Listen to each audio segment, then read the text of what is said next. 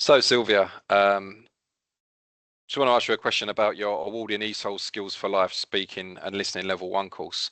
I just wondered if you could tell me, how do you help learners remember what they've learned in the long term? Hi, Mark. Yes, so I teach ESOL to adult learners, and effective long-term retention requires strategies that align with how memory works and how adults learn best.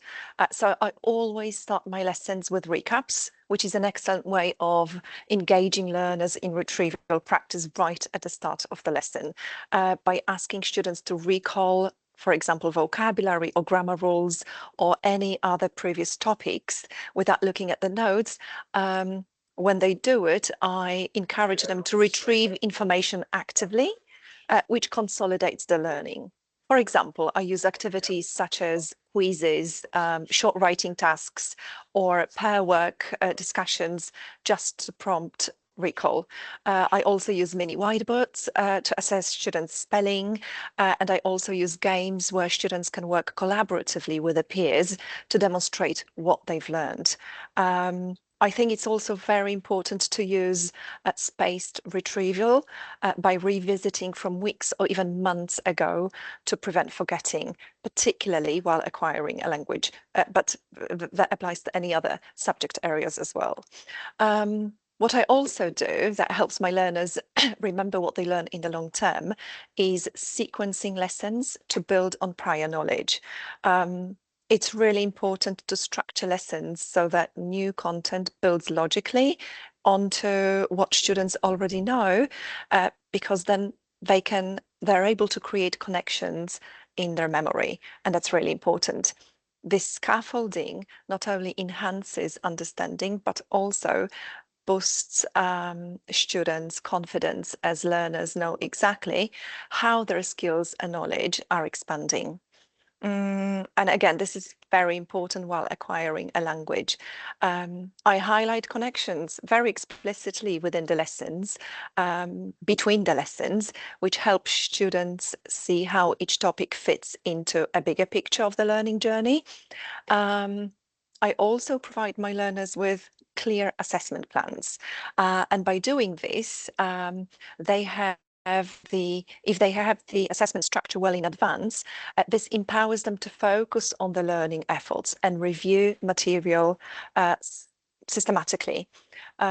Knowing also what to expect reduces students' anxiety levels and helps them prioritize areas for improvement, and lowering those anxiety levels and stress boosts their memory recall as well. I highlight the importance of regularly revisiting assessment criteria within the lessons. For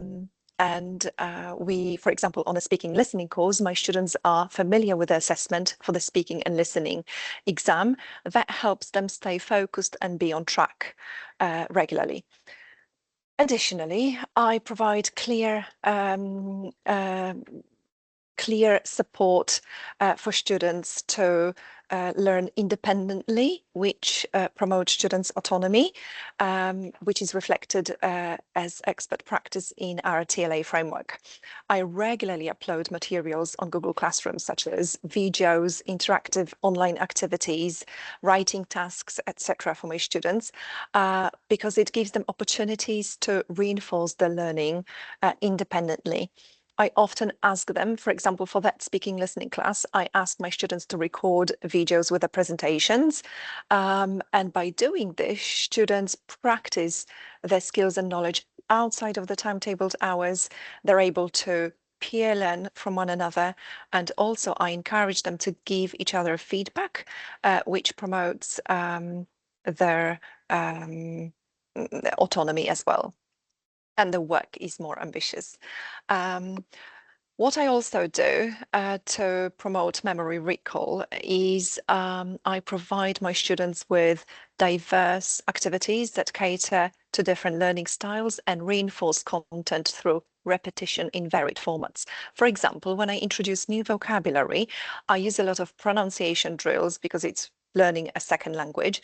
I use images, role plays as soon as much as I can. I also embed real life materials such as job applications, job adverts, newspapers articles, because this makes learning more memorable and meaningful to the learners, and they are then able to remember language skills that they can immediately apply in real life scenarios and contexts. So they remember better if it's contextualized, if the language is contextualized. And I think that also another factor contributing to memory recall is creating a supportive learning environment, which is really important for all the students. So I celebrate my students' successes, no matter how small, and I provide them with constructive feedback to encourage persistence. So a positive atmosphere motivates learners to engage with the material actively. I also embed British values into all my lessons so that students can feel that they can learn in a respectful classroom where they can feel supported and valued, which in turn helps them apply new skills and knowledge and remember this for a longer period of time. So these are the things that I do, and as also, you know, it's really important to create a holistic learning environment for our learners, because if we do use those strategies, then as Ebbinghaus, a German psychologist, said, in his theory on forgetting curve, 70% of the students of what students learn is forgotten within 24 hours. So it's our job to help students remember, and we can do it by all the things that I have mentioned. Sylwia, that was a really insightful answer, and thank you so much for sharing all of those great strategies and how you embed retrieval practice in your TLA. Really interesting, Sylwia. Thank you very much. Thank you.